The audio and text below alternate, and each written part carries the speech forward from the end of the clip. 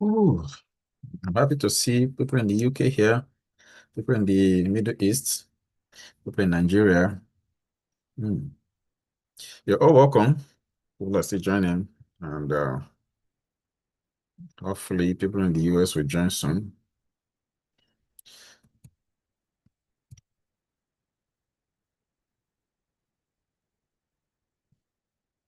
Okay, so we are live right now, so we're going to start. So, ladies and gentlemen, you're all welcome to our session today. And the topic of discussion today is past trauma versus present love. Healing so you can be able to love again or love well. All right. So, what are the take home from this section? At the end of this section, there are things that you're expected to take home. And one is understand what trauma really is, recognize how it shows up in love, identify personal triggers, take responsibility without shame, and begin your emotional and spiritual healing. All right. So that's what you're going to take home at the end of this section. So today it's not about, blaming, many times as individuals, we enjoy blaming people, all right? But today it's not about blaming your partner, blaming your ex, blaming your parents, even blaming yourself. Today it's about understanding what shapes you or what shaped you so that you can be able to control it. Because prior to now, situation has been controlling you without you knowing. So at the same end of this section, you're going to be taking control of situation. So there is no judgment, all right? No judgment, no shaming, no comparing stories. Everyone is carrying something. Every one of us, even the person speaking right now, is carrying something. All right. So don't think that your own case is the worst or there's something that nobody want to talk about. Or let us say that your own case is the worst. Your own case is not the worst. Every one of us are carrying something. So I have a question. Have you ever reacted strongly in a situation or in a relationship and later realized that it's not really about that? It was a different thing. If that is true, then you're welcome to this section. So before we really, dive into discussing what this trauma and past trauma and present love entails, the question is, what is trauma? What is trauma? Many times when we talk about what trauma is, the things that first come to mind is, extreme abuse and what of those, But today we're going to understand that trauma goes beyond those major things. So trauma is an emotional wound that is formed when an experience overwhelms your ability to cope. Trauma is an emotional wound formed when an experience overwhelms your ability to cope.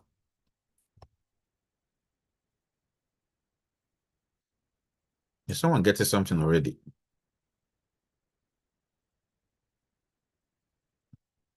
So when your ability, to cope is being overwhelmed, is being kind of suppressed, then there is a trauma and changes how you feel, how you think, how you respond afterward.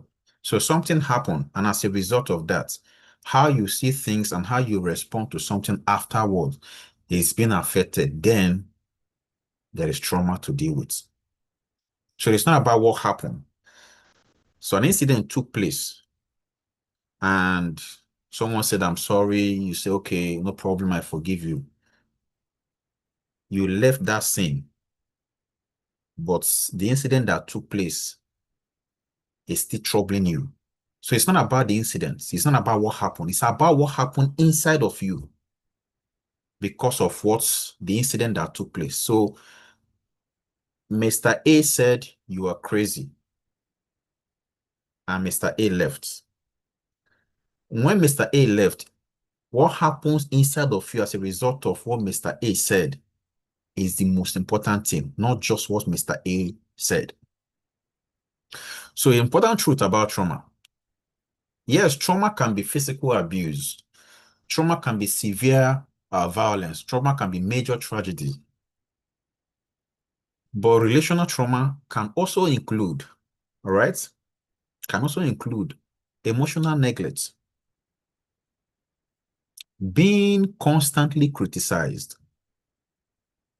growing up without affection, sudden abandonment,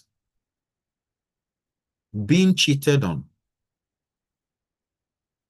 being silenced when expressing your feelings, inconsistent parenting, loving someone unpredictable. So for someone that came from a family where your dad and your mom are not together, so they are doing co-parenting all the time. Your dad only takes you on a weekend, and your mom takes you on the weekdays. Before you know it, inconsistent parenting can cause trauma because either your mom is not always there or your dad is not always there. So if you find yourself in any of this stuff I just listed, then you are welcome to the right session. So trauma is not about the size of the events. It's about an emotional impact that event caused. So one of the things trauma does is that it rewires your response. Trauma rewires your response. Trauma teaches your nervous system to stay alert, to expect danger, to protect quickly, swiftly, to react before thinking. And if I ask here, how many of us here have ever reacted before thinking? I'm sure almost all of us will say yes. Why? Because many times we respond to situation and later say, I'm sorry. So if you ever said, I'm sorry after responding to something, just know that you actually reacted without thinking because of something. So your memory will say, that hurts. Someone did something to you and your memory say, that hurts. But what trauma doesn't say that. What trauma says is that make sure it never happens again. That's what trauma says. Make sure it never happens again. And as a result of that, you overreact, you withdraw, you cling, you control, and you shut down.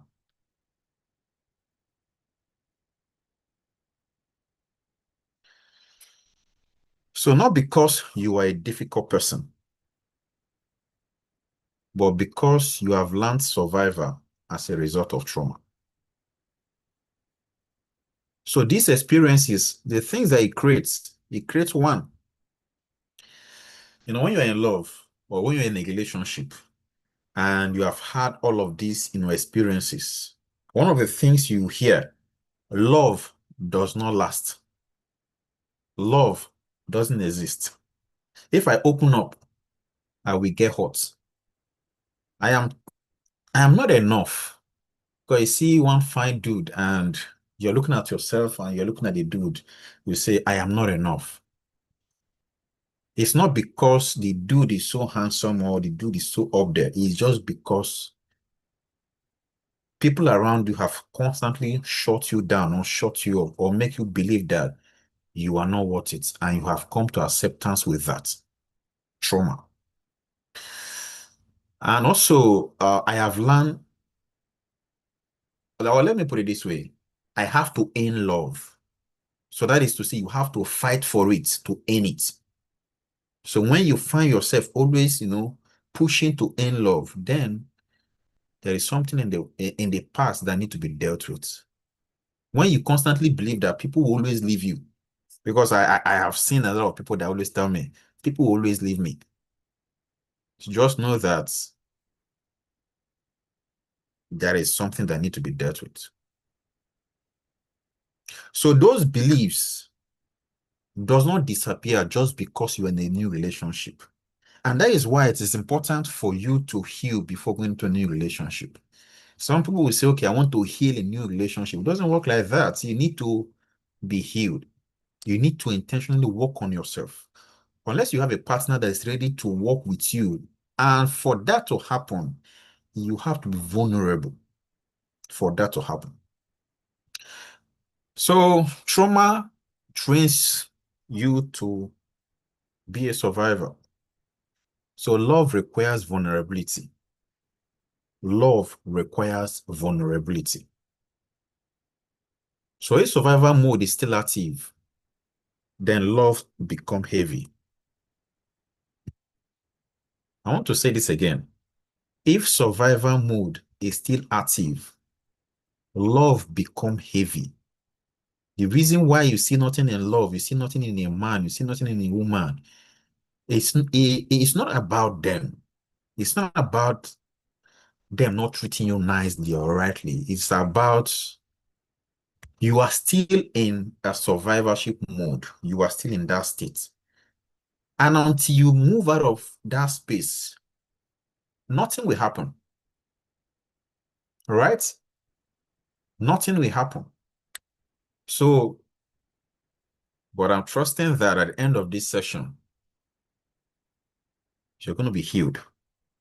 At the end of this session, you walk out of this session free, or not just, apart from being free, aware of what the situation is. Because it's not just healing, is not just one-off, right? It's a process. So you walk out of this session aware of what the situation is and with the intentionality of, working on it to be healed or to be free from that. So another question is, how does trauma follows us into relationship or into love, into friendship, into union? How does trauma follows us into union? One of the way trauma follows us into union is overreacting to small things. Overreacting to small things. So your partner is quiet. You assume he is distancing himself. Your body language reacts before your mind processes it. Your reaction is bigger than the moment. Or let me put it this way. If your reaction is bigger than the moment, then the wound is older than the relationship. I will repeat that again. If your reaction is bigger than the moment, you're having a conversation with your partner, and your reaction is bigger than the moment or what you guys are discussing, just know that the wound is older than the relationship.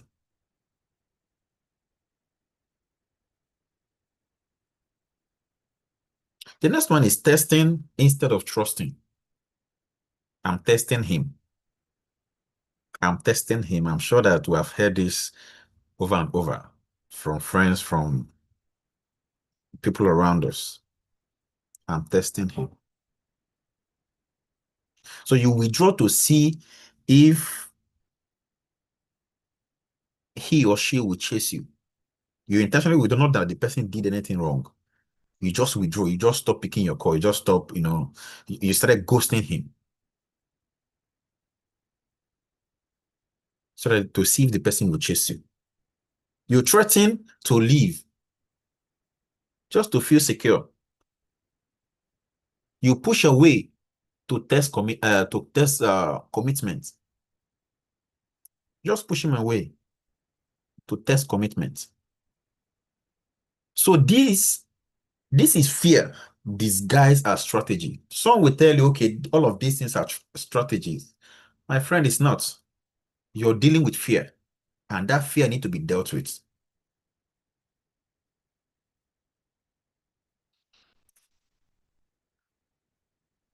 Are we all here?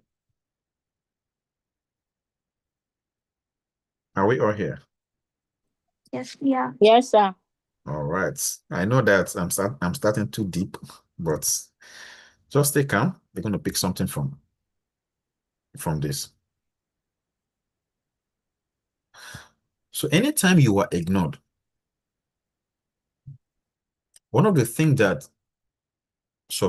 trauma will tell you is overperform love. So you were ignored, you learn to overperform love. You were betrayed, you learn to suspect everyone around you.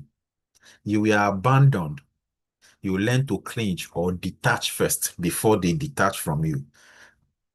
You learn to anytime you just suspect some kind of move, you break the relationship before they break it. You are criticized, you learn to defend before they attack. So even before someone says something, your mouth is already all over him or all over the situation. So these are things that you need to take care of. Now, the next point is emotional wars. I call this defensive mechanism, but you must also understand what is behind defensive mechanism. You say you want intimacy. You are the one that say you need intimacy. You want love. You want to be loved. But you forgot that love comes with vulnerability. For you to love, you must be naked. Naked, just like when you are in your room or you're in your bathroom taking your bath, you don't wear clothes to take your bath, right? Love is, for you to be loved, you must be vulnerable. But when trauma is in place, vulnerability, anytime you see vulnerability, you immediately shut down, you immediately change the topic, you immediately create conflict just to be able to escape from that.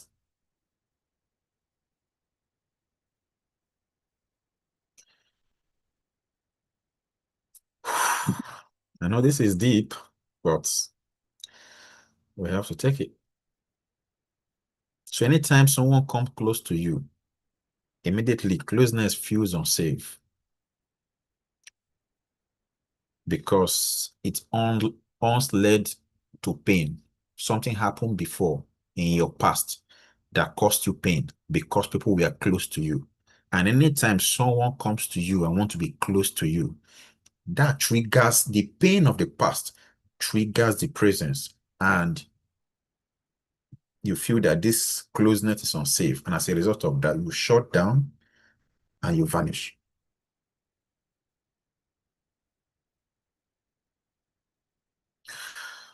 So confusing anxiety with love.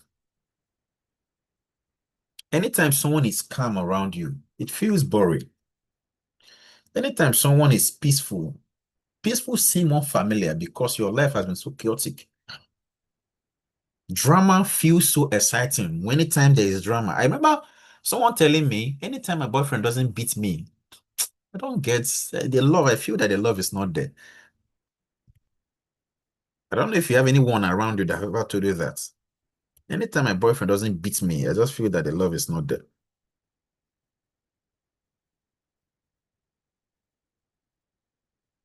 Just for those on Zoom, just so you know, on TikTok right now, we have 606% joining this section.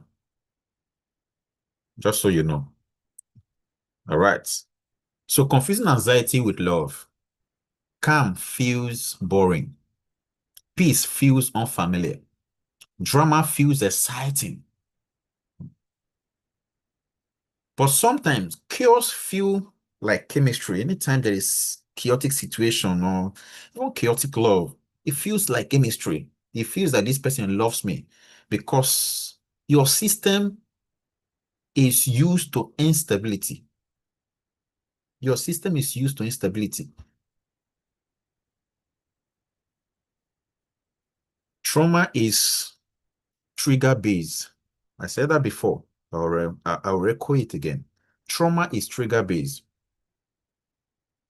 So trauma are emotional time machines. The present moment activates the past memory.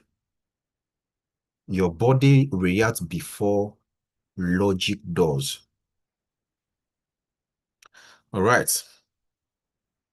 Can I give a scenario? Are you guys ready? I want to hear response, right? People on TikTok, please, I need response, okay?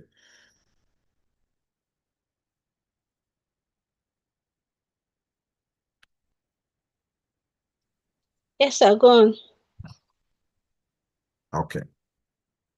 I'm going to give this scenario.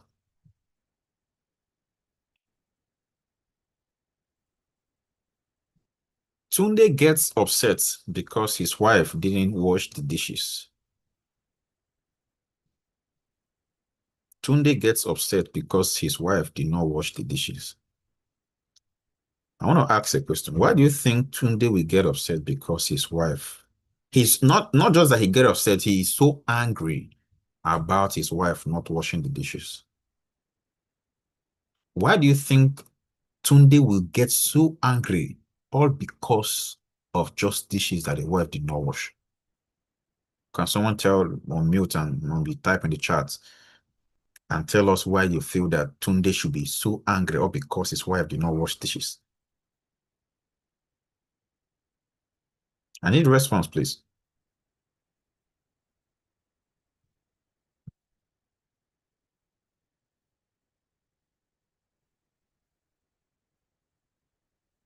Please, I need response.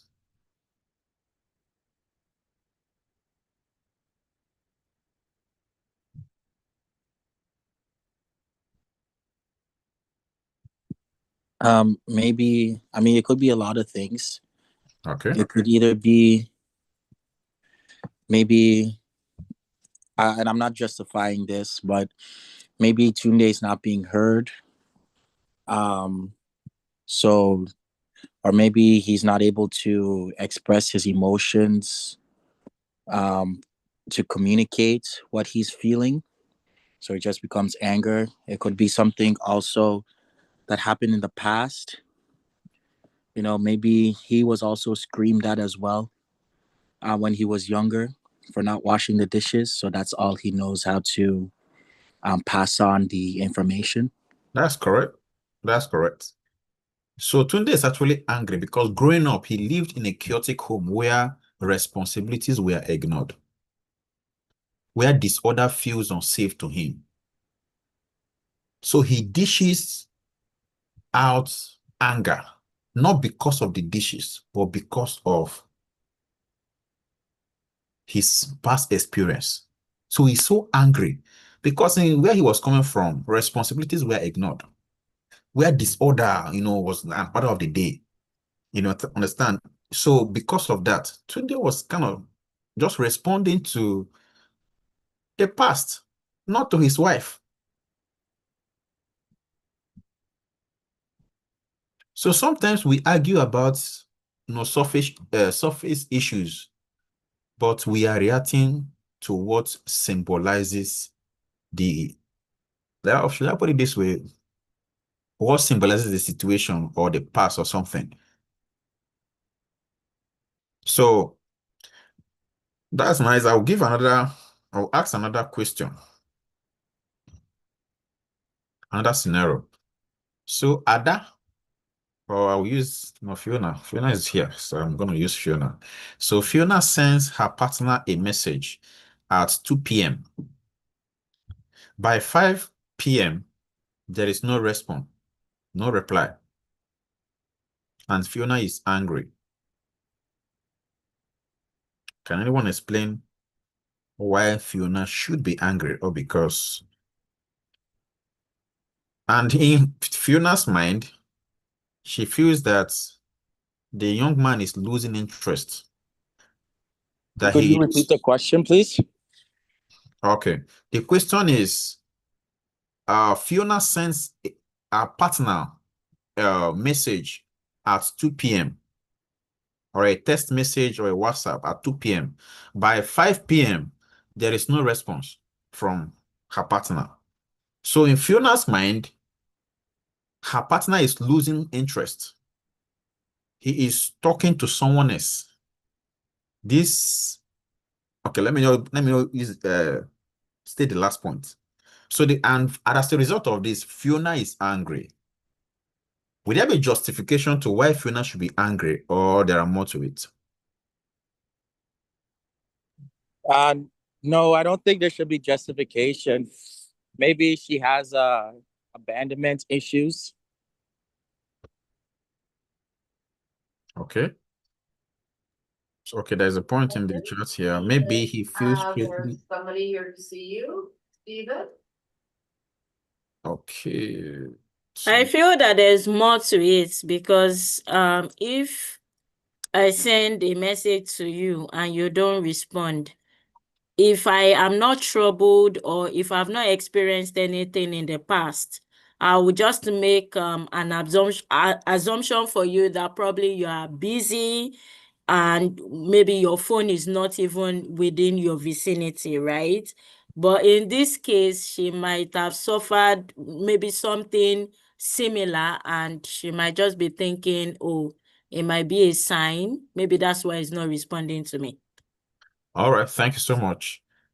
So, in this context, Fiona is responding to her ex, not to the young man in her life, because she said this is how it started with my ex, about her ex, the past. Because okay, we'll also put like let's me add this line by 6 p.m.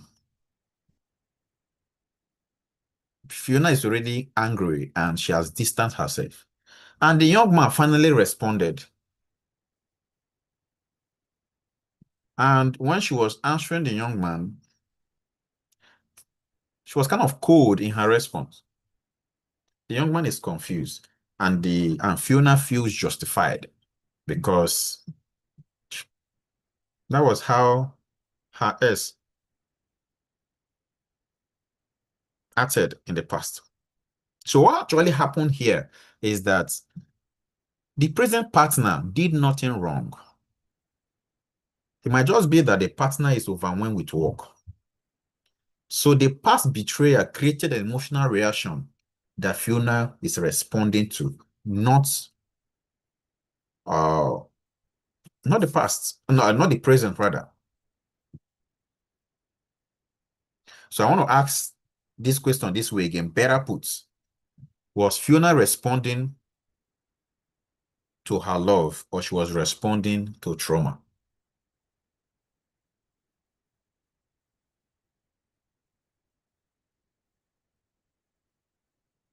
Was Fiona responding to love or she was responding to trauma? To trauma, sir. To trauma. Yeah, so that's correct. So she was also responding to trauma, not to love. So I'm going to ask, okay, let me ask the married folks. Use this married folks scenario to ask the married folks this one.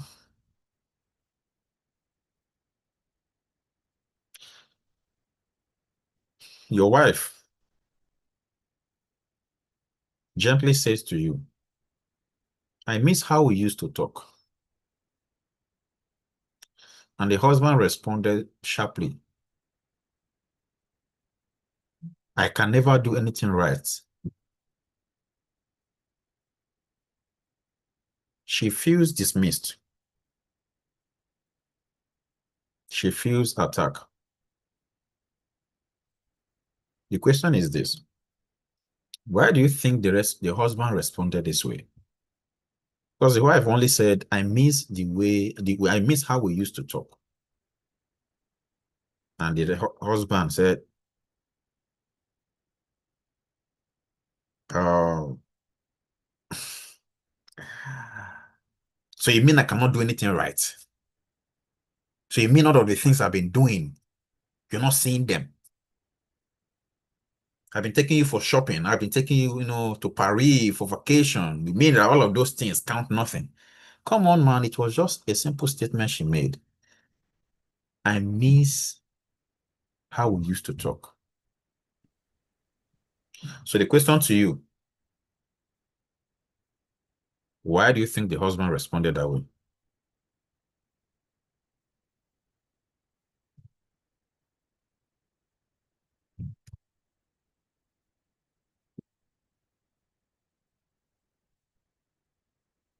I'm waiting.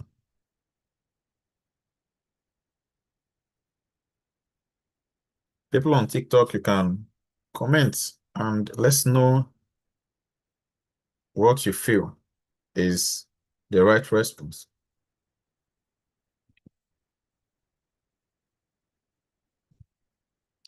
Okay, because of time, I'll just take care of that. So this young man grew up in a home where feedback meant shame. So anytime they give feedback from his past or when he was small, it was about shaming him, even to him and to his siblings.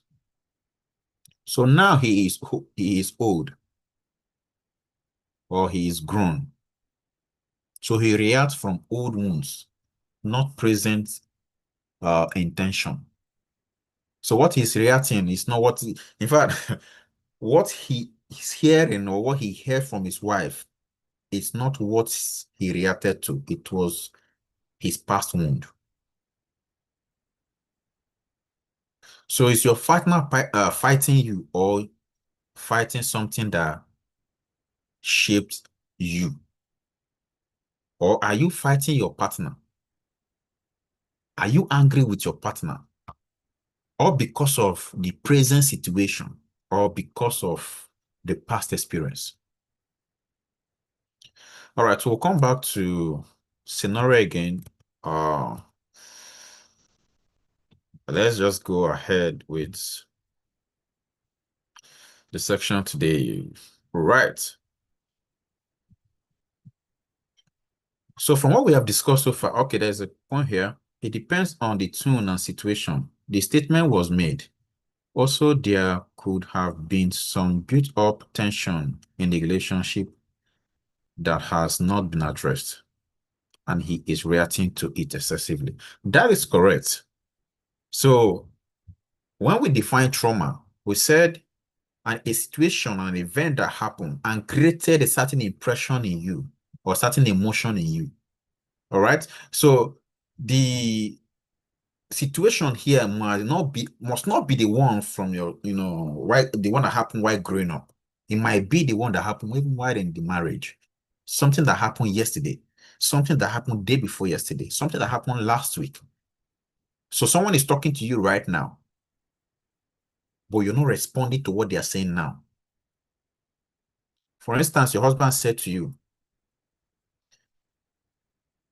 right now we need to save because of I think we need to get a property. So I think we need to save some money. And as a result of that, we need to cut down on a lot of expenses. We need to start writing stuff down so that before we go to the store to buy stuff. And instead of you just taking it away, that's true. I think we need to. He responded. So you mean I am a wasteful spender or I'm an impulse spender? You're actually insulting me. And the man is wondering, what did I say that gave right to insults? I'm only saying that we need to cut down on A, B, and C so that we can be able to achieve this and that.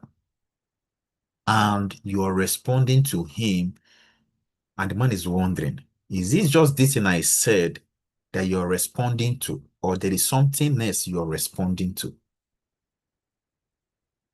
So you see why I said that every one of us, we are carrying something, and we have to deal with it. All right? So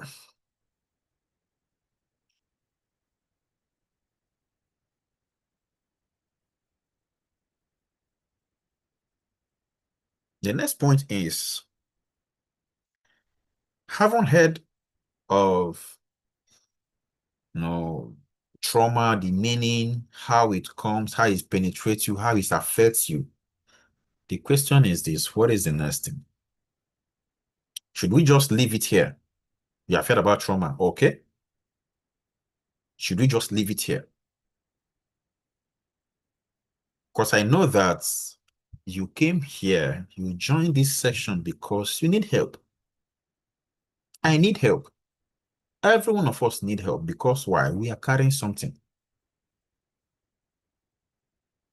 So as a result of that, we're not going to leave it there. We're going to look for solution.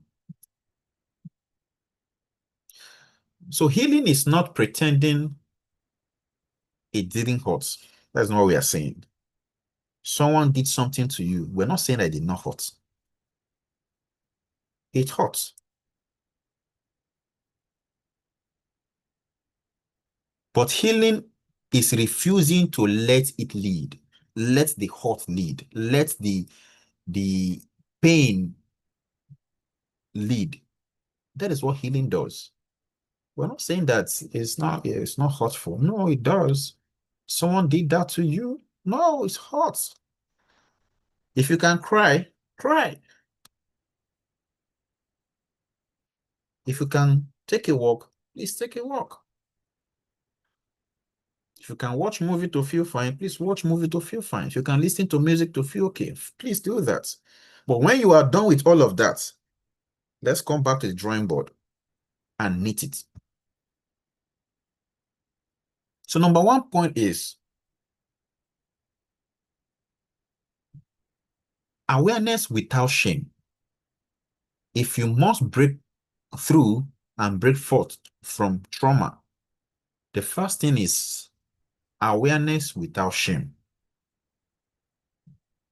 You tell yourself, I see the pattern, but I'm not broken. You are aware. So awareness is maturity. It's not weakness. We're not saying that because you know, then you are weak. No. Anytime you see yourself shine away from the truth, just know that you are weak. But anytime you tell yourself, what is the situation? Okay, this is the situation. Let me knit it. I understand that this is this. This is what it is. I understand that when I see men, when they dress well, I just like them. I want to go and grab them. You know this is the situation. Accepting it first is the first thing. Before you can start working on it, until you are aware, until you accept this is what it is that is happening with you, then my friend, there is no solution anywhere for you. So the next point is ownership without blame. Your trauma explains your behavior. It does not excuse hurting others. Healing requires responsibility. If you must heal from that situation, then you have to take responsibility. Because you cannot shy away. If you choose not to do it, no one will do it for you. Everyone is busy with their life. Even your husband, even your partner is busy with his life. So not to talk of the person that does not even have anything to do with you. All right? Everyone is busy. Everyone has stuff to deal with. So until you wake up and stop throwing blame, stop throwing tantrums everywhere, and begin to take responsibility, nothing will happen. But when you wake up and begin to take responsibility, things are not going well in your relationship, in your marriage. You sit down and ask yourself, is it because of this A, B, and C I always do? Is it the reason why my husband, my wife is always withdrawing? Every time I'm home, your wife will that on the TV to keep herself busy so that you don't start your troubles again.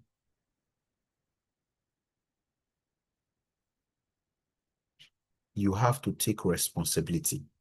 You cannot keep hurting people. You cannot keep shying away from it. So own it. Tell yourself, this is a problem. This is a situation. I have to deal with it. I cannot run away from it. So once that happens, then you are steps into healing.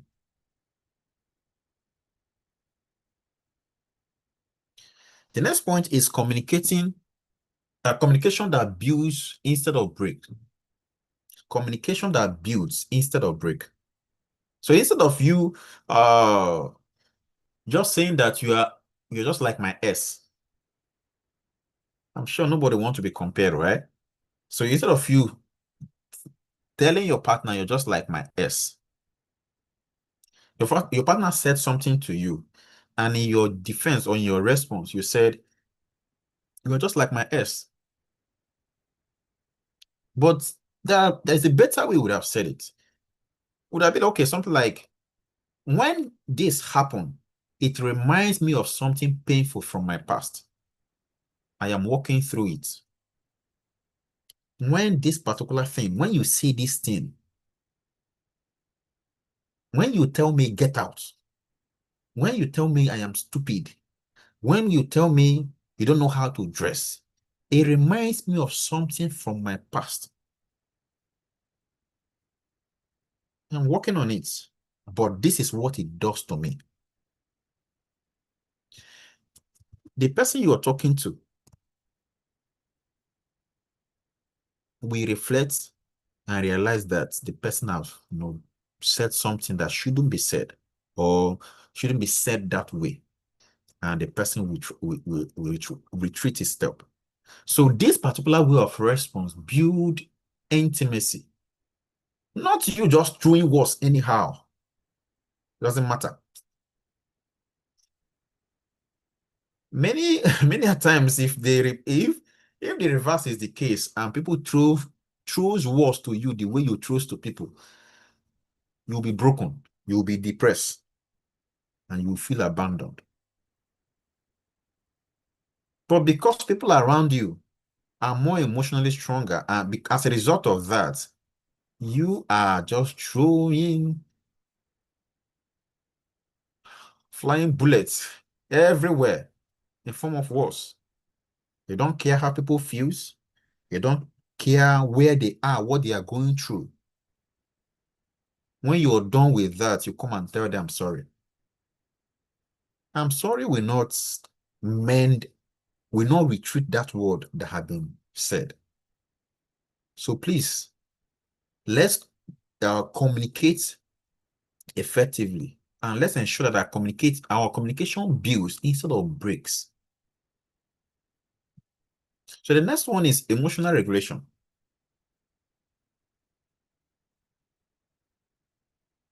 Before reacting, can you just pause? Can you take a break? I remember then when I was working in Nigeria, my boss would say, if someone says something to you, please put water in your mouth and just be goggling the water inside your mouth. And as long as the water is in your mouth, you cannot say anything.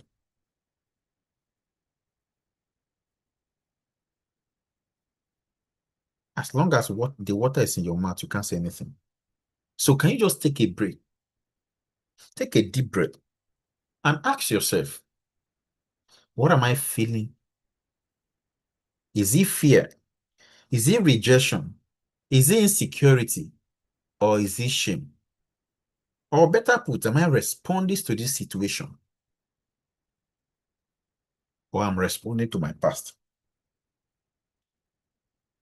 If you can ask yourself this question and you give yourself an answer, you would have taken care of that situation.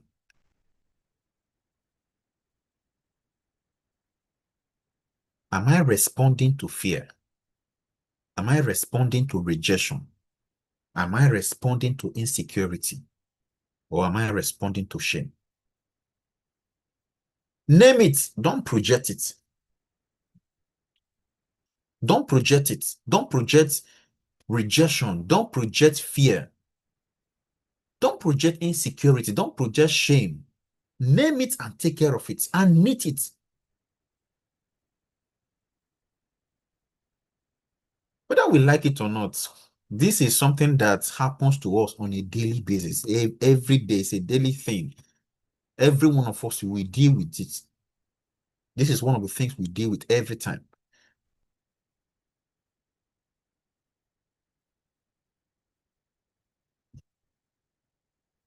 So I'm going to be asking us very emotional questions right now. And I want you to really ask yourself, some questions. If you can hear me on Zoom, can you just react? If you can hear me on TikTok, can you react? Because I want to ask questions. I want to be sure that people are here with me. I'm going to give us an exercise to do right now, but I want to be sure that I have people on this live that are watching. If you're on YouTube, please react.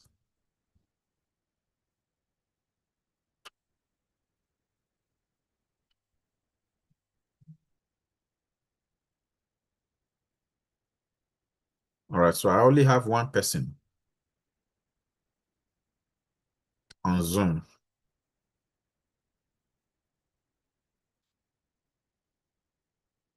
If you're on Zoom, can you react, please? I want to be sure I have people here on this live.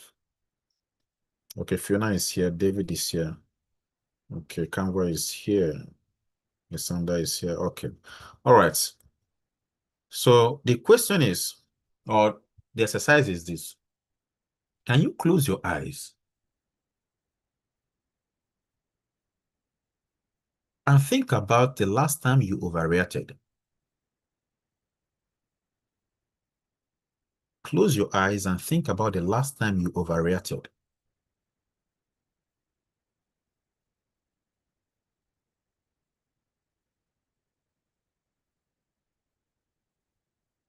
So now ask yourself, was I responding to love?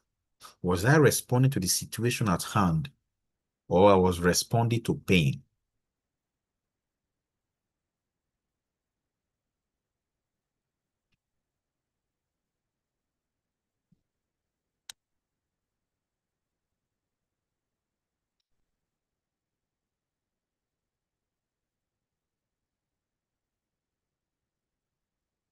I'm sure that you're actually thinking about this.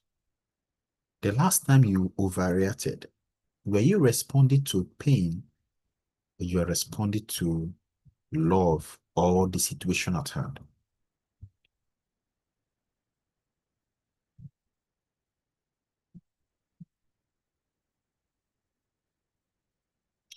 The next question is, why are your eyes still closed?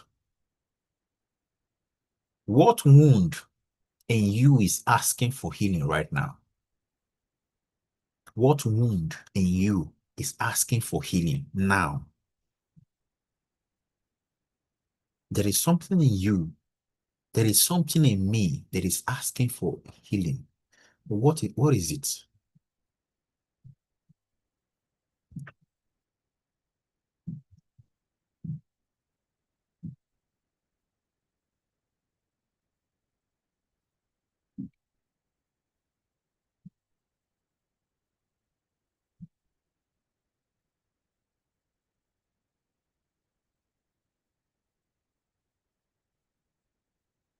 I'm sure you have taken time to ask yourself this question. So, my friend, to everyone on Zoom, to everyone on TikTok, to everyone on YouTube, the person in front of you did not create that wound, or might not have been the one that created the wound, but they are feeling the impact or the effects of it because you have not been able to deal with it. So healing is the greatest gift you can give your future. Healing is the greatest gift you can give your marriage. You can give your wife, you can give your husband, you can give your spouse, your partner. Healing is the greatest gift you can give to them.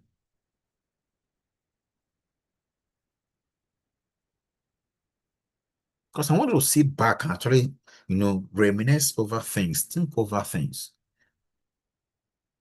If you are to go into marriage right now, do you think you are prepared for it? Most time when people tell me, okay, I'm not ready for marriage, the next thing I ask them, why are you not ready? The next question I ask them, why are you not ready for marriage? And people give me a lot of excuses because I still want to enjoy myself. What are you really enjoying? I ask them, what are you really enjoying, right? And people are just most of so funny. What they're actually saying when they say they are not ready is that they have not been able to deal with the yesterday situation. They have not been able to deal with the trauma. Because once you refuse to deal with it, what happens is that you will go into marriage and you will go with that wound to the marriage and you'll be dishing the wound. Your husband, let me put it this way, your husband will be talking to you and you'll be responding to the pain. So imagine I have these two items in my hand. This person is talking to me and I'm responding to this person. That is what happened in trauma. Your husband is talking to you. And instead of you responding to your husband, you're responding to the pain. Your partner is talking to you. You are having a sane conversation. Instead of you responding to your partner, you're responding to your pain. You're responding to your S. You're responding to your past experience. That is what happens when trauma has not been dealt with. So, friends, you need to grow up. You need to deal with it. You know, when we call session for relationship, the people that are married will just say, okay, I'm not there, I'm not single. They think relationship is about singleness. This section or this relationship group is about single people. No, everyone must take something. Everyone must take something. Trauma has no barrier. They're single, they're married. Everyone must take something.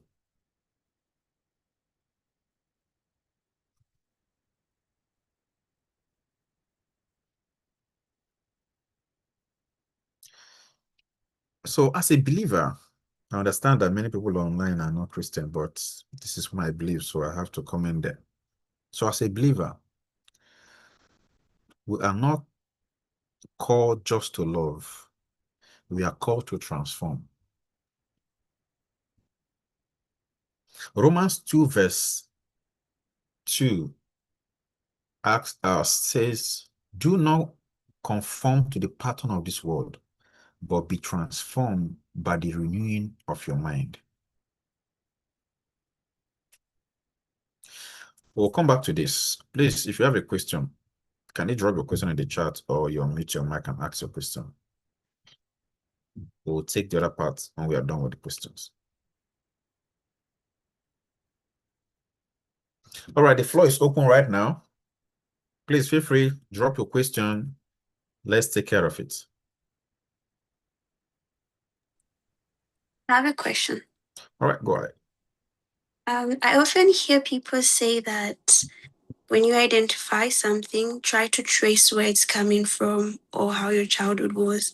But is it always important to do that? Because sometimes, like, yes, you've already grown and you identify, like, okay, yes, there's this thing and this that I have to work on, but you can't really trace where it came from. Is it really important to always trace where it came from? Okay. So tracing where it came from, now it depends on context, all right? But most time, tracing the source of a situation is important. Because until you're able to find where that thing came from, most time it's hard to knit it.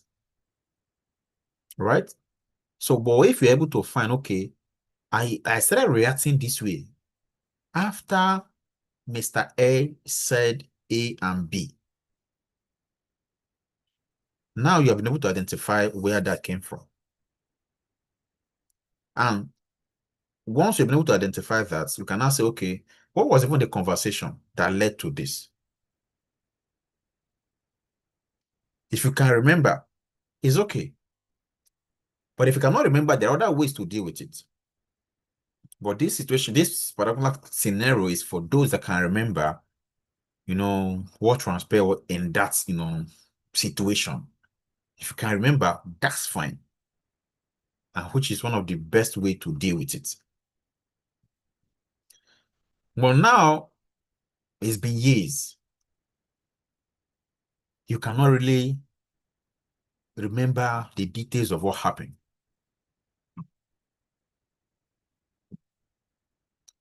What are you going to do? Something is gradually ruining you. What are you supposed to do? Number one, identify that there's a problem. Right? Identify that there's a problem. And once you've been able to identify that there is a problem, then it's halfway solved. Second way is go for counseling. Get that professional. Your leaders, pastors, not those that will take your information and do series. All right? Those that truly care. Have a conversation with them. Because there are different scenarios, right? So it's not a one fits all. But if I can have details of what the scenario is or what the situation is, it's more easier to give a direct response to. But I'm just giving a generic response, right, on this particular subject. But if you cannot find where, seek for counseling. And you intentionally be ready that you want to take care of this. And the next point is, you pray about it. Ask for help. Ask Holy Spirit for help. They're going to be helped. But if I have the details of this, what the situation is, then we'll be able to give direct response. But also note, a situation that have ruined your life, a trauma that have ruined your life, many times you will never forget the details of it. Many times you will never forget the details of it. Someone slept with you when you were small and you grew up because of that. You cannot be able to be, you are not satisfied in sleeping with men. That particular trauma, you cannot forget it. You will remember the details, point to point.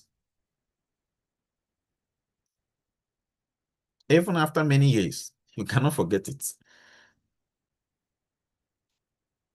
So, but some minor ones that still shapes us, you might be able to forget.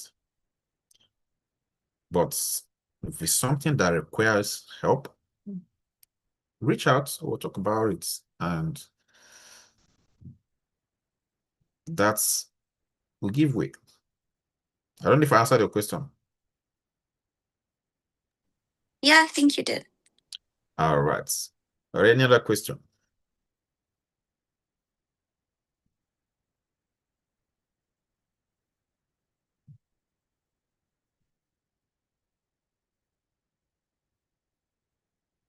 I'm waiting for your questions.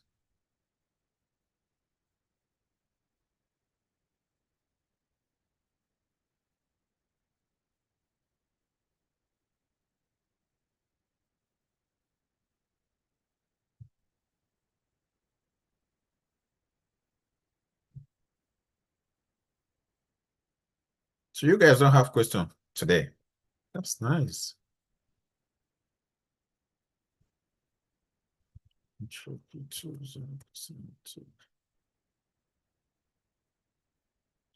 All right. So go ahead. Okay, go ahead, sir. So how would you be able to handle it if you're on the other side of the trauma? Like, for example, for those examples that you gave, if the wife was the one lashing out, the wife was the one that had the trauma and she was the one lashing out, how would the husband be able to handle it? Yeah, to handle it. Okay, so number one, many times the people that have trauma don't even know they have trauma. And when you tell them, they don't even believe that they have, right? So which is kind of hard giving help when there is a situation. So, but number one thing that will really help is to be patient with her, because you know that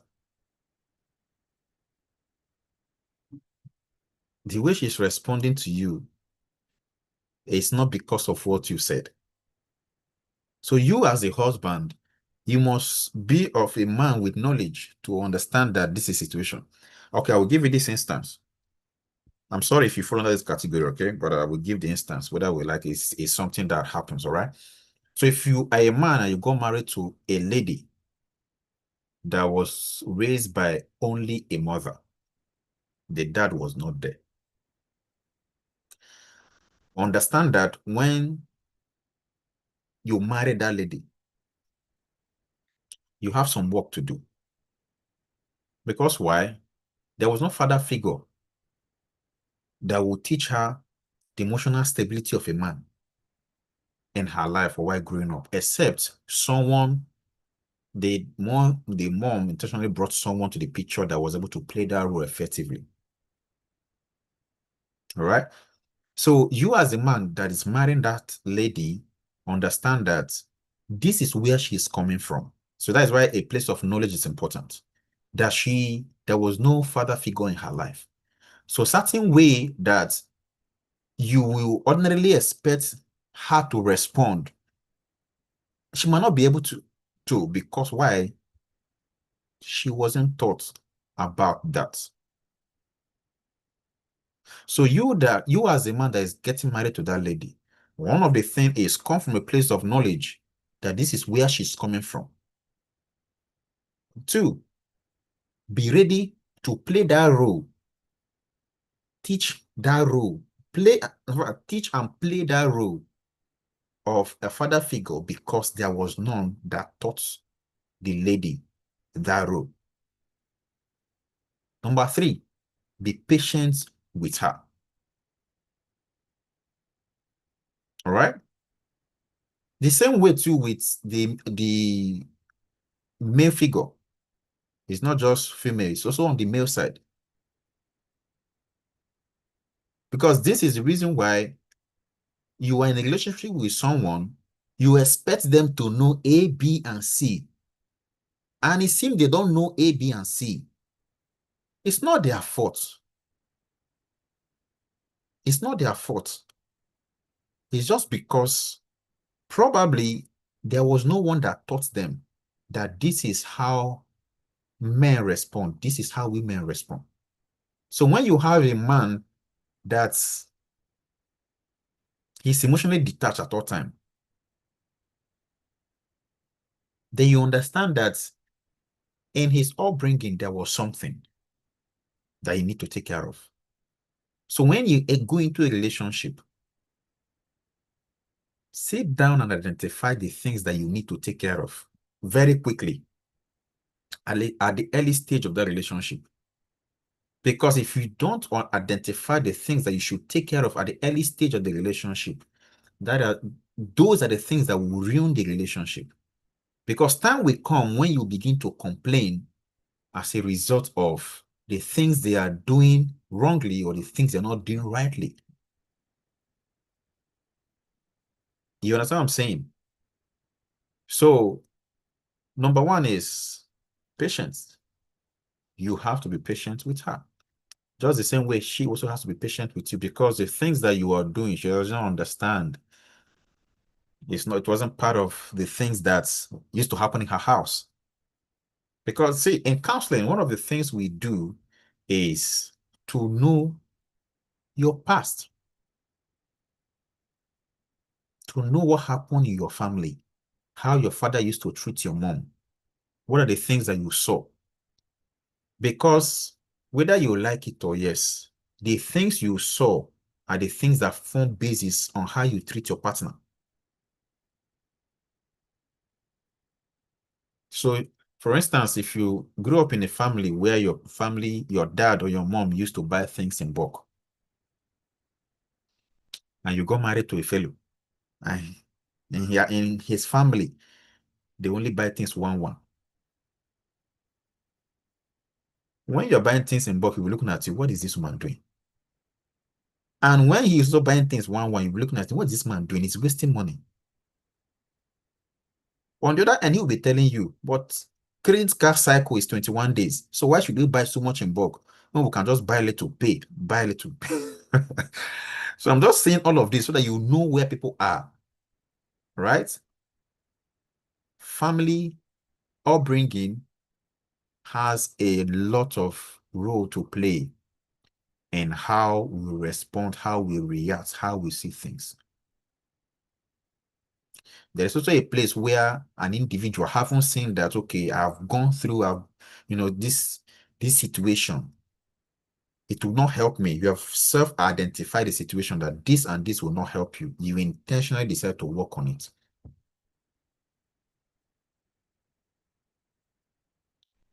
All right, Abdul, did I answer your question?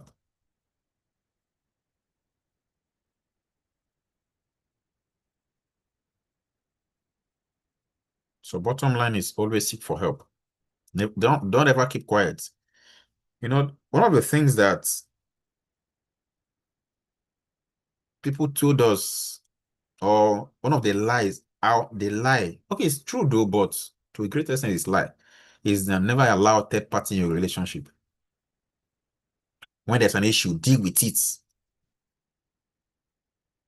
So it is true, because you don't know who actually has genuine love for you and your partner. There are some people that you will tell your stuff, they are going to take your story and, and be telling everyone.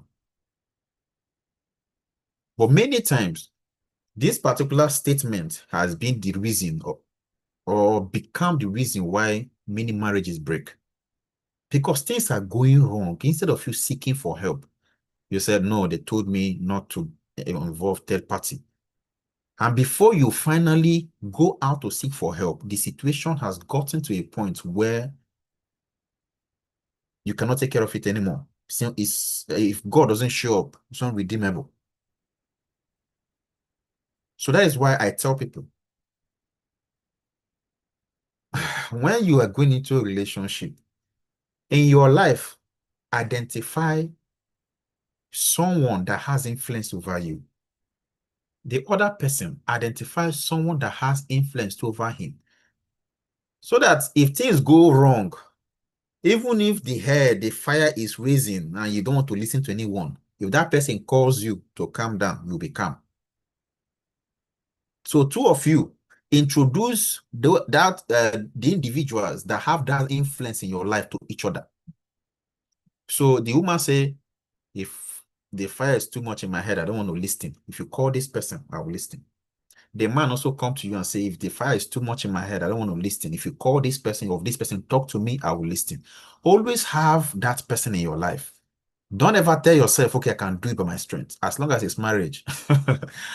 There are times you'll be asking yourself, is it this person actually say I do too, or I don't do? You understand? So always have that person. It might be your pastor, it might be someone, but it has to be someone outside your family because of sentiments, family sentiments. For instance, if Sister Maureen is my daughter and the husband is coming to me, it takes only few parents to be able to be neutral in a situation like that. You only take few parents. So you see the man's family will support their son. The woman's family will support their daughter, right? So as a result of that, no solution will come from anywhere. So, but when you get someone that is neutral, someone that can be able to look at you in the eye and tell you, this one you did is wrong,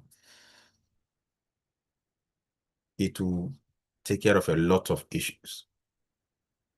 So don't ever accept that lie that they said no third party. According to Brother Anthony, he said it's help party. So he called it help party. Might be help party, but it's still third party in any way, all right? Sir, I have two questions. Okay. So my first question would be, so at what stage would you tell your partner about your traumas that you're still dealing with? Your audio is not clear. I can barely hear you. Oh, okay. Can you hear me better now? Yes, better now, sir. Okay, I said, at what stage would you tell your partner about the traumas that you are dealing with? Okay. So at what stage should you tell your partner about the trauma you're dealing with? Now, there should be some follow question to that question, because I don't even know the stage the relationship is, right? Are you guys courting to get married, or are you guys already married? Or is it someone you just see and you like and you feel that this person should be your partner? So these are things that need to be clear on to really. Okay, let's say you guys aren't courting, but you guys have come to the realization that soon you guys will be courting. Okay. So to start with, you guys have come to a realization that you guys will be courting, right? That is to say, you guys are not courting yet. You guys are not courting yet. Am I correct? Okay, so you guys are not courting. You guys are not courting. All right? That is to say that she's not in your life, you're not in her life. You guys are just friends. And I used to tell people, be careful of how you expose yourself, because you're going to be talk of the town. But I will answer this question in 3 ways. 1, you guys are not courting. So for the fact that you guys are not courting, you don't have any business telling someone certain details in your life. All right? Now, on the other end, you guys are courting, because courtship is that state where you guys are supposed to know yourself. All right? You guys are supposed to know, can this work or can this not work? Or should we go ahead? Should we just step back? That is that stage. That is what courtship is about. So that is why I told you, someone that you're not courting with, you don't have any business giving certain details, because there's no difference between that person and the guy in the street. But when you guys are courting, certain traumas that that you are going through is something that is important that you share. All right? But the next thing is, there's a lot of details that you might not be able to remember, or even some situation, because when people are courting, many times emotion will set in, emotion will take care of a lot of things. So you guys will not think correctly. Even when you share that that trauma at that point, the person might not really give it the right definition that trauma should have. Why? Because emotion is in it, right? But when you guys get married, that is when all the scales in the eyes begin to fall off and you begin to see things clearly. All right? But is it important to share? Yes, it's important to share. All right? Especially the ones you know that. Okay, let me give this scenario. Right? You guys are all matured here. You know, that's a result of stuff that happened before,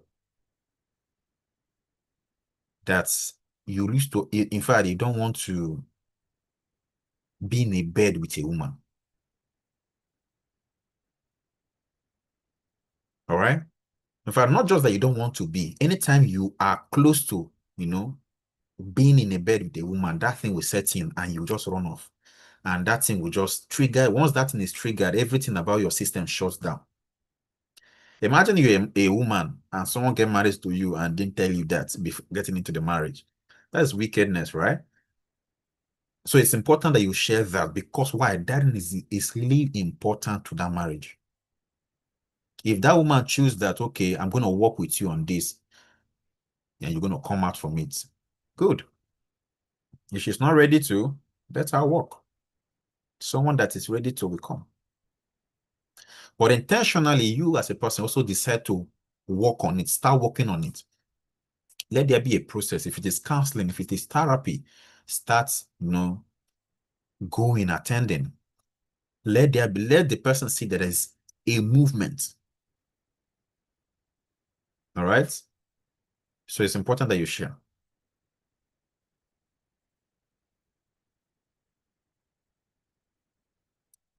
I don't know if I answered your question. Okay, yes, thank you. And the second question, you a little bit touched up on it. So say, okay, you guys are courting now, and then now one of your partners has shared, like in the past they had like some sexual trauma. How do you, as one of their partners, help them deal with that? All right. I've always said it. You are not a savior. You're only a partner. All right.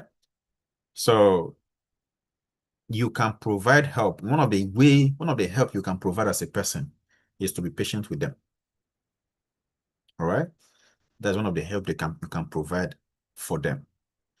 Now, on the other end, because you're not a trained therapist, so you cannot provide professional advice or professional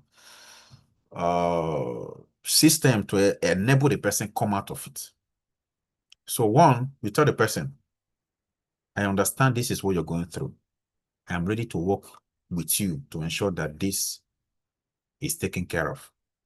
But number one, we have to start seeing a therapist. All right. So you encourage the person to start seeing a therapist, and the person is ready to see a therapist. So two of you go together. You show the person love in that regard. You show the person love by going with the person whenever you have a chance to. If it's something that you have to pay, you pay for it. Let the person attend therapy, the section, or see a therapist, right? Because you are not a therapist, so you cannot be able to do a lot of things. So the best way you can show love to the person is by, if it's something that you have to pay for a therapy session, you pay for it. You encourage the person, love on the person, be patient with the person, pray for the person. Those are the way you can support. But there's another angle to it. What if the woman chooses that, I don't have a problem, leave me alone?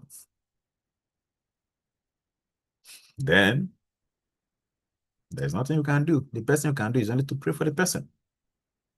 And that is why it's important that two of you have someone that you guys can involve in your marriage if things are not working. So at that point, you can call the person and say, hey, Mr., Madam, Daddy, Mommy, this is a situation at hand. Can you help us? Can you help me talk to her? Let her follow me, or let her go for therapy. All right? So these are the things you can do. Did I answer the question?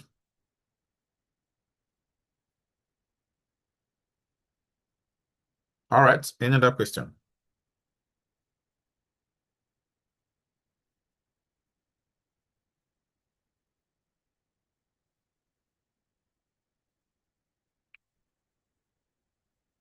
Okay, I'm going to be asking a question if you guys don't have a question.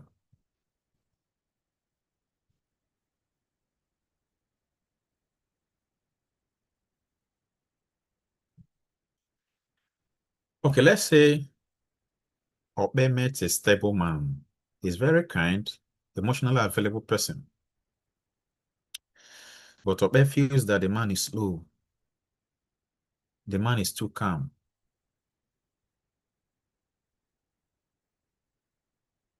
Obe said that I'm not just excited. Obe said that in the past, excitement meant unpredictability. So intensity meant inconsistency. Butterfly meant anxiety. What do you think is wrong with Obe?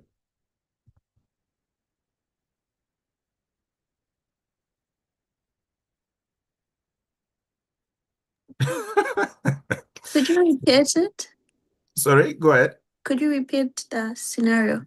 Okay. I said Okpe met a stable, kind, and emotionally available person. But this person is just so calm. He's not so pushy, all right? Just that kind of calm person. So now, Okpe said that this thing feels slow. This person is too calm and slow for me. This person is too calm, all right? I'm not excited about this person. In the past,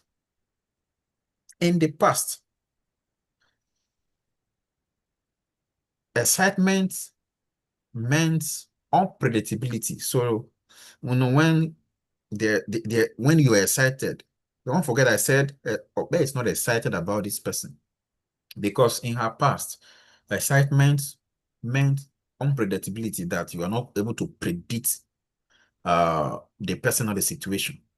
So intensity, pushing in for the love, means inconsistency. Butterflies, how you feel, meant anxiety. The question is this: what is wrong with Okpe? Okpe is traumatized.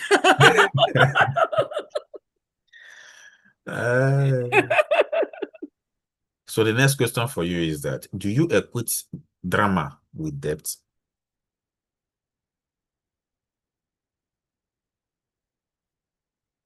Do you equate drama? Because sometimes peace feels boring when your nervous system is used to chaos. So when you're used to chaos, all the people you have met in your life is always chaotic. So peace feels boring. So when you meet someone that is very calm and peaceful, you term him to be a very boring person. So the question is, do you equate drama with depth? I don't understand. Do I equate trauma with what? Drama, not trauma, drama. Okay, drama. Drama with what? Depth. Depth, as in DEPTH. Yes. I don't know how to answer that question. All right. I'll explain it so you understand it. So some relationship is very dramatic.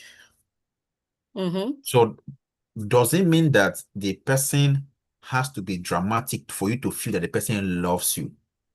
That is what the question means. Does drama equate depth?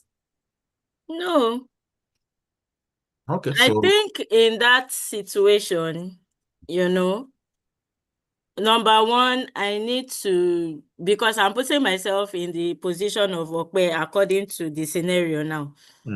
So I would try to understand myself and see that, that situation is, first of all, not normal. okay. Because I've not brought myself to that realization that what I am feeling or what I am doing is actually wrong. So I need to, first of all, seek the help of maybe a counselor or a therapist to help me come out of that situation so I can open up myself to be loved. Because I'm a different individual, and the person that is coming to meet me is also different. We don't have the same character. We don't have the same, we react to things differently, right? So my ability to accept his own weakness and strengths, and it goes a long way to help my relationship. So the first step is for me to, get healing first, so that I can accept from another person. I can receive well from people. All right. I'm going to ask this question again. So the next question is Tolu. We'll use Tolu now because I've not heard her voice. Tolu genuinely wants good commitment. But Abdul is overthinking it. Abdul is finding faults. Abdul is focusing on what could go wrong. Abdul, keep one foot out. Let me keep one foot out in case anything goes wrong, right? So the problem here is, what is wrong with Abdul? So this situation is not because Tolu is a bad person, or even Abdul is a bad person. They are both good fellows. But Abdul is not just taking it. He's just thinking, are you sure Tolu is really the right person for me? Are you sure, she loves me? So he's looking for a way. You guys are having a conversation. You're looking for loopholes in order to find fault in the conversation.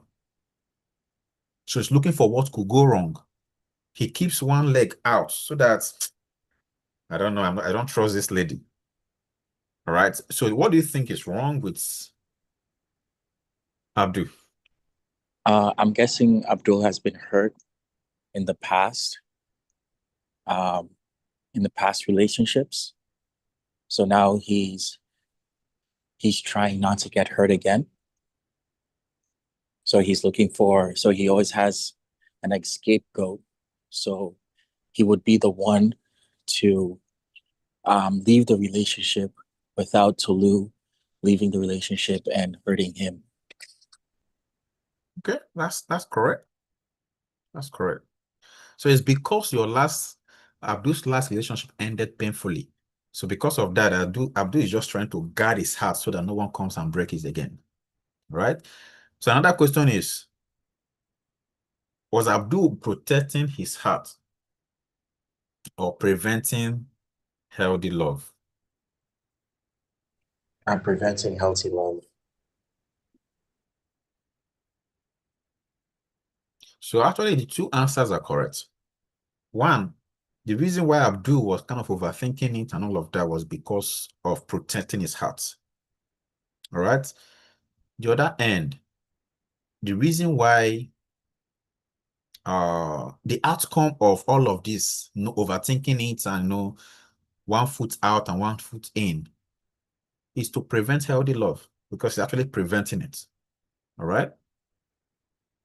Well, okay, so I don't know what happened in Abdul's past relationship, so I wouldn't be able to judge or come up with a scenario, but I would say, because why would he be protecting his heart if Tolu was a quote unquote green flag? She was looking for a healthy relationship, and she was a stable person. She checked all the green flags. Why would that be protecting his heart? All right. Don't forget, when we started this conversation, I gave a scenario of two persons, all right, that your partner is talking to you, and this is your partner.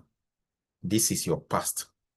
Your partner is talking to you. Instead of you responding to your partner, you're responding to your past. So you're not looking at your partner's face, you're looking at your past. So the situation here is you are responding to your past. And as a result of responding to your past, you're actually preventing healthy relationship. Are you getting it? As a result of always responding to your past, because you're not responding to Tolu. Tolu is there with her love, with her care, everything, ready to love you just the way you are. But instead of you responding to him or to her with your heart, you are responding with the past, or responding to the past. And as a result of that, it will prevent you. It will get to a point where Tolu will walk away. And that healthy love that you would have gotten from Tolu will not be there again. Get it, Jack, now. Yes, I get it. So I'm going to ask, I think we have a few minutes to go. A wife. Sir, I have a question. Oh, okay. Go ahead. Based on the just concluded scenario, the one with Abdul and Tolu. So in that situation now, how can Tolu help Abdul? The number one point is Abdul ready to get help? Abdul is not ready to get help, it will be hard. You can only pray for Abdul from a distance. If not, Abdul will break your heart, shatter your heart. Because the more closer you get to Abdul, the more the feeling gets strong. And once heartbreak comes, the pain will be so much. All right. So the best thing to look and do at that point, if Abdul is not ready to get help, is to pray for Abdul from a distance. But if Abdul is ready to get help, then there are systems that can be followed to ensure that Abdul get help, just like the ones I said earlier.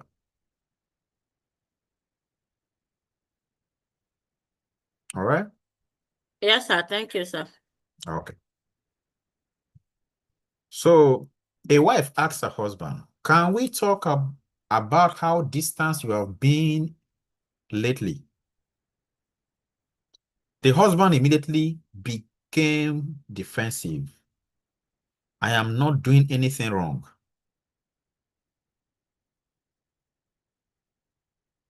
What do you think is happening here?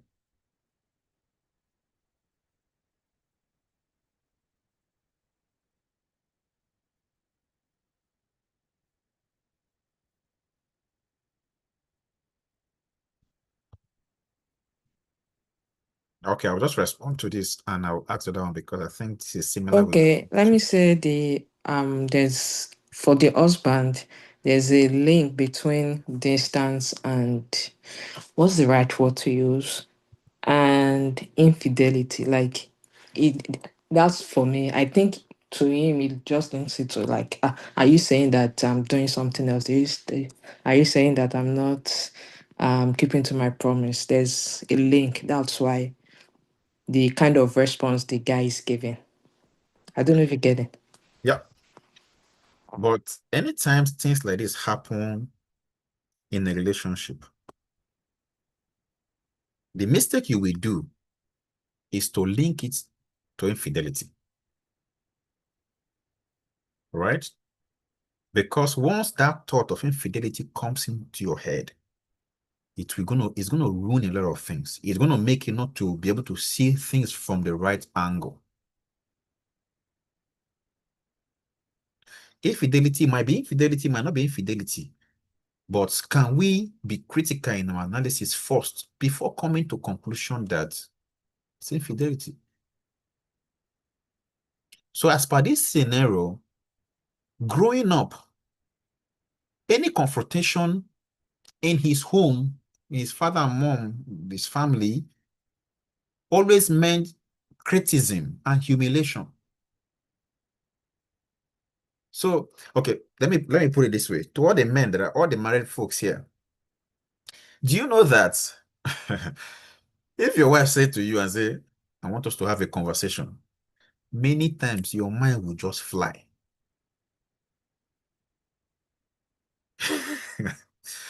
All the men in the house, you understand what I'm saying? Many times your mind will just fly.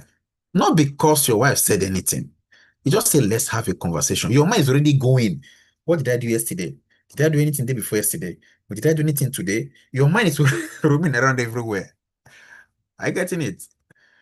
So this thing can be traced to his upbringing because criticism and humiliation was anytime, conversation is always confrontational and it's all about criticism and humiliation.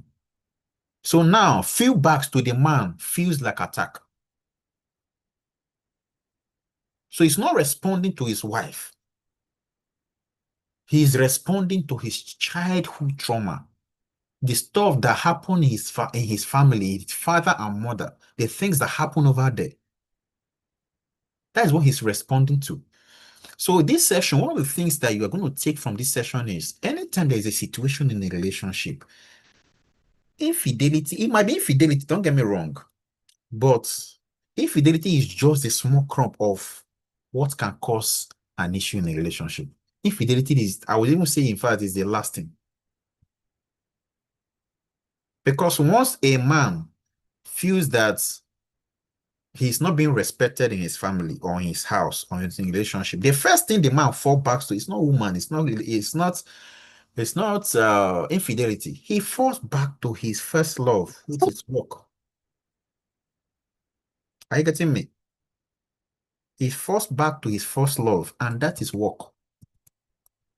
And that is why you see men will begin to come in late at night. You know, they work overtime. Even when there's nothing to do, they will just stay in the office and have chats with their friends. On Saturday, they are supposed to be home. They will take overtime. They will go to work just to be able to run away from that. So it's in course of running away from the work, from home, going to work. That is when infidelity can come in. So infidelity is not the first thing, first point of call when there's an issue in a relationship. Infidelity is one of the last. Number one is work. The man will start marrying his work. And the other thing is his past. That is why when there is an issue in a relationship, the man is going through a lot. And you just, instead of you trying to help him come out of that situation, you are saying, because you're not talking to me right because there's a woman. But you're not talking to me right because come on. And the man is like wondering, which woman are you talking about? And I saw you picking call yesterday, making some secret call. He was just talking to someone. And when you came to the room, he didn't want to disrespect you. You had to end the call. And as a result of that, it already stick in your head. Okay, I'm seeing the kind of move you're making right now. All I'm saying, I'm not saying that there cannot be infidelity. That's not what I'm saying. But I'm saying that infidelity is one of the last things when categorizing what men can do as a result of discord in the relationship or home.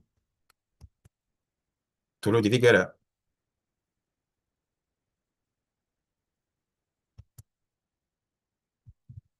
All right, so this is the last scenario I'm going to give, all right? So during an argument, wife says to the husband, maybe we shouldn't have gotten married. She doesn't mean it. It was just on the moment. And the reason why she said it, can someone, from what we have been saying, from what we have been discussing so far, can someone try to relate this?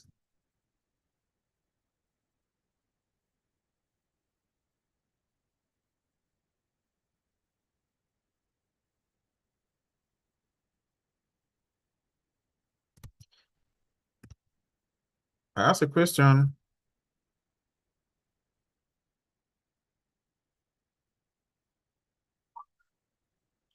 All right, because of time, I have to run, okay?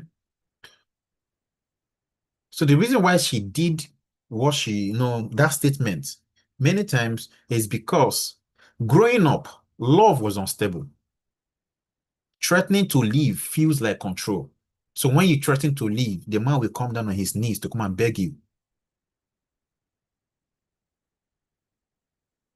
So every time there is an issue, she will have to bring that down as one of the emotional blackmail system she have put in place to be able to control the man to always coming down on his knees to come and beg. So that is one of the ways she controls the marriage. So when conflict triggers abandonment wound, small disagreement feels like catastrophe. When there is small disagreement, you didn't put sugar in my tea. Why didn't you put sugar? Why did you make tea for me? Why didn't you make coffee for me? As small as this, it can trigger and lead to something very big. So do you escalate conflict because your past taught you love doesn't last? So that is where I will go with the scenario, and I will just go to try to conclude on it.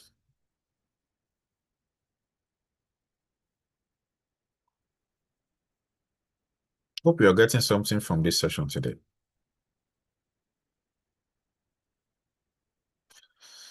So in the book of Romans, the Bible says, do not conform to the pattern of this world, but be transformed by the renewing of your mind. So renewing your mind in this scripture means breaking old emotional patterns, replacing fear with truth, allowing God to heal what shaped you by the renewing of your mind. I also read 2 Corinthians chapter 5, verse 17. It says, if anyone is in Christ, he is a new creature. a new creation. The old has gone. The new is here. So your past may explain you, but it doesn't define you. Your past may explain you, but it doesn't define you. So I understand that we have gone through a lot as individuals. Our upbringing, our past childhood came with a lot of trauma. And we are all ready to heal.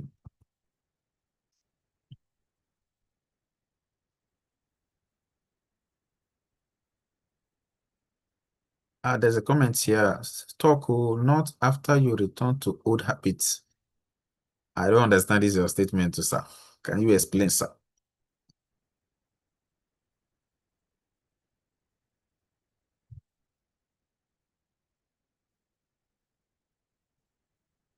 Okay, so continue. I need us to pray, every one of us on this call. Every one of us, please, if you can unmute your mic, I need us to unmute our mic. Let's pray together. Because we can talk from now to tomorrow. The only person that can truly heal is God. We can put systems in place that can heal us or that can restore us. But truth be told, the only person that can truly heal is God. Please, if you're going to mute your mic on Zoom, please unmute so we can pray together.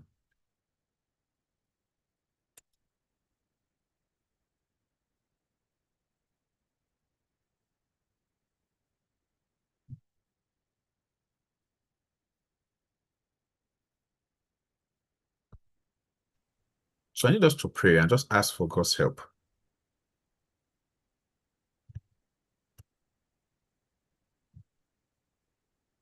You are going to ask the Lord to reveal to you where you are reacting from pain instead of loving from wholeness. Let the Lord reveal to you. I need you to pray for yourself, because we can talk from now to tomorrow, give systems, tell you, okay, this and this is how you're going to do it, this is how you're going to come out from trauma. But Bible say, without me, you can do nothing, except the Lord help you. You cannot help yourself.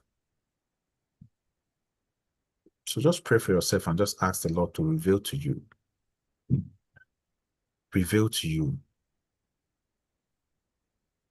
where you are reacting from pain instead of loving from wholeness. Let the Lord heal the wound. Let the Lord heal the hidden wounds. Let the Lord restore what was broken. Let the Lord teach us love from security, not from fear. Let the Lord renew our minds so our past no longer controls our presence. Open your mouth and pray for yourself. Open your mouth and pray for yourself. I'll put this prayer point in the chat.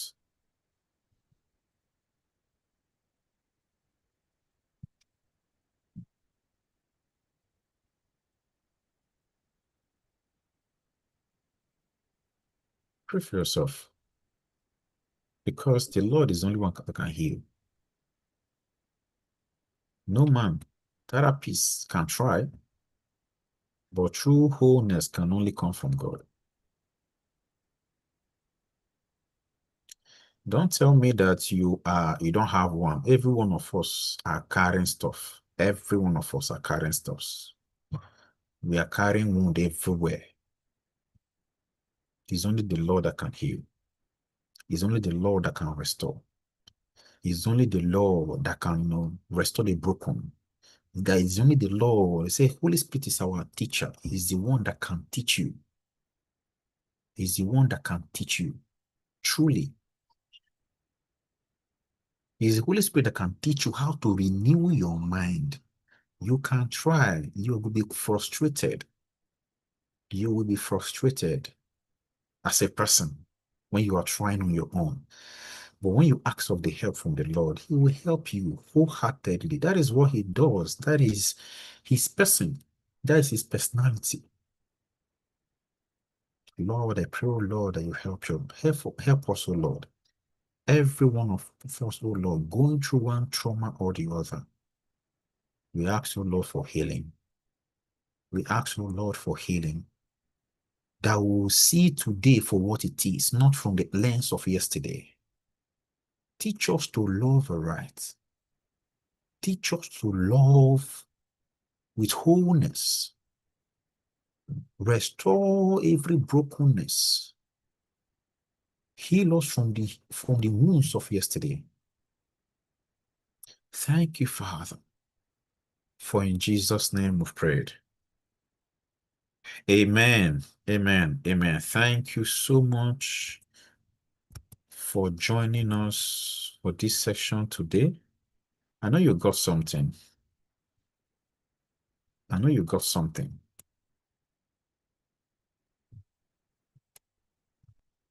Did anyone get something today? Let me even start from there.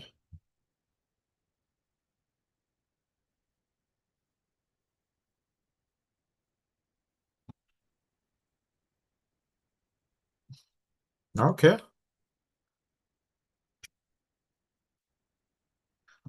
Okay, so we're going to do things differently today. There is a YouTube link I sent there. Please, can we go there and drop our response on how we feel today? For those in TikTok, thank you for joining us today. We're going to do this again. I think we have another session on Saturday. Please, same time on Saturday. Plan for it. Thank you so much and have yourself a good evening for those in my time zone. Saturday session is about finance, not just about relationship. So we do one session on finance, one session on our relationship monthly, all right? And we do multiple sessions on prayer. So if you want, please reach out to this line during these live chats, and we're going to add you up to our community.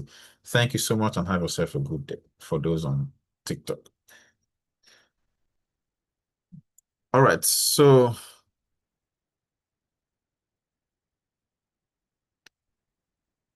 please click the link on YouTube and drop your chat, your experience for this section.